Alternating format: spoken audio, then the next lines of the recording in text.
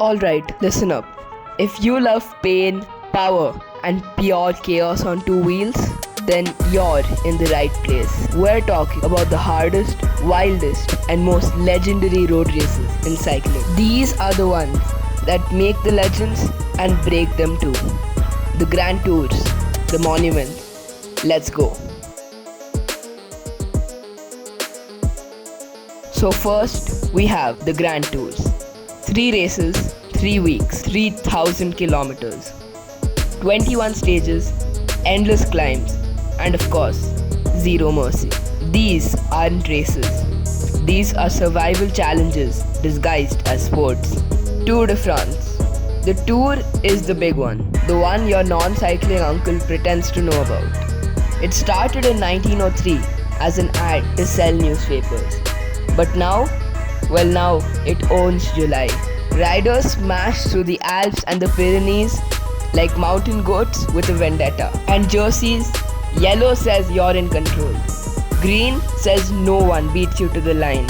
And polka dot, it means that you broke the mountains before they broke you. It's brutal, it's historic. It's where reputations are made and cracked on the tarmac. The Giro is where things get personal. It doesn't do it easy. Steep climbs, sharp descents, and weather that turns on you mid-race. Maglia Rosa, the pink jersey. It might look soft, it's not. Climb the Stelvio in snow and tell me how you feel.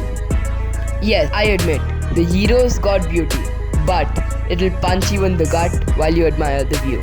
The Vuelta is chaos, late season legs, steep climbs, and daily ambushes.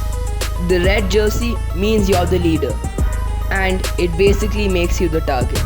It's fast, it's unpredictable, and half the time, someone randomly goes full beast mode. Now for the monuments. 5 one-day races that feel like 20. You can't afford to make mistakes, and you don't get a second chance. You either survive it, or it chews you up and leaves you in a ditch. Milano San Remo, La Primavera. Almost 300 kilometers of waiting till the moment you explode. The race kinda goes like this. Flat, flat, still flat. Then boom, the Poggio. It's like a jump scare at the end of a long nap. Blink and someone's gone off the front. Sprint or solo. It's always messy.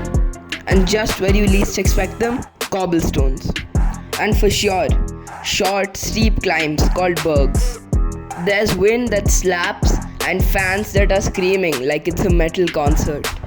You need power, technique, and zero fear. Finish this one at the front and you're certified David Goggins level tough.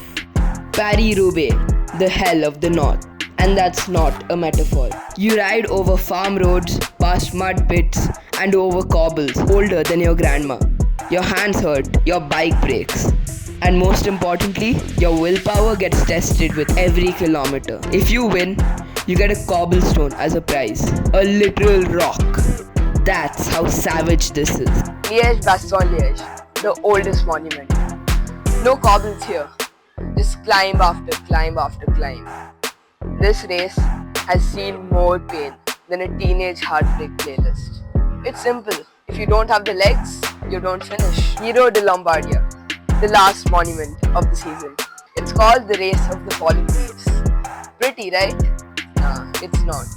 Punchy climbs, killer descents, and tired riders desperate for one more win. If you've got anything left in the tank, then here's where you empty it. So that's the lineup. The races that define real cycling. 3-week wars, 1-day slugfests, no shortcuts. If you want to be a legend, well then here's your course.